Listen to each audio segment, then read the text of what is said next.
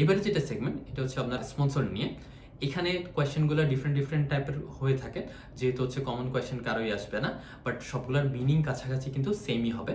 এখানে আপনাকে বলা হতে পারে হচ্ছে আপনি ইউকেতে থাকা অবস্থায় কীভাবে হচ্ছে নিজেকে ফান্ডিং করবেন, বা হচ্ছে কীভাবে কে আপনাকে ফান্ডিং করবে, এই রিলেটেড কোয়েশ্চেন আসতে পারে।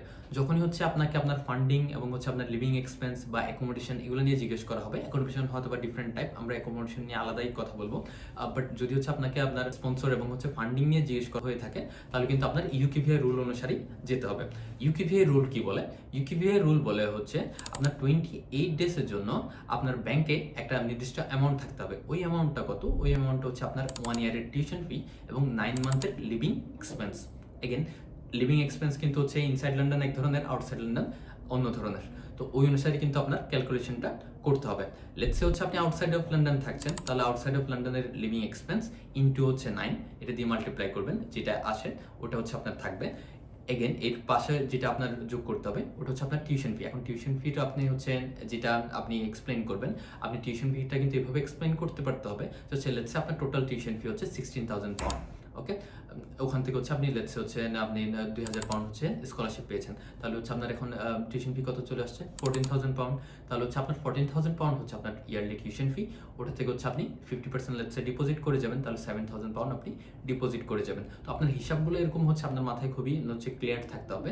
তাহলে এখন আপনার ব্যাংকে কত শো করাতে হবে, ওই অনুসারে কিন্তু আপনার শো করাতে হচ্ছে 7,000 পাউন্ড, যেটা হচ্ছে আপনার পরে লাগছে। আফটার ডিপোজিট হচ্ছে 7,000 পাউন্ড লাগবে, এবং হচ্ছে 9 মান্থসের লিভিং এক্সপেন্স ইনসাইড বা আউটসাইড লন্ডন যেটাই থাকবে ওই অনুসারে হচ্ছে আপনি ক্যালকুলেট করে নেবেন, ইন্টু 9 দিয়ে হচ্ছে আপনি ক্যালকুলেট করে নেবেন। যেই ক্যালকুলেশনটা আসবে ওই অ্যামাউন্টটা আপনার কোথায় রাখতে হবে? ব্যাংকে রাখতে হবে।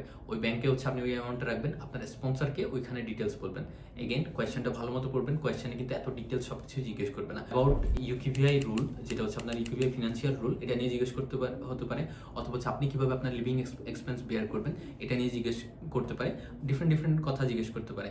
আপনার সবগুলো কথার আনসার কিন্তু একটাই হবে, অ্যাকর্ডিং টু ইউকেভিআই রুল।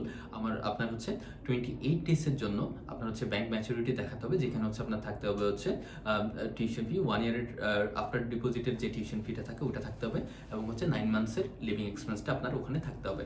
এই ক্ষেত্রে হচ্ছে আপনার ফাদার মাদার যিনি হচ্ছে আপনার স্পন্সর, ওনার কথা বলবেন, ওনার জাস্ট অকুপেশনটা বলবেন। That's my father is my sponsor and he is a businessman, এটা বললেই হচ্ছে হয়ে যাবে। 1 মিনিটের মধ্যে যত ইন শর্ট আনসারটা দেওয়া যায়।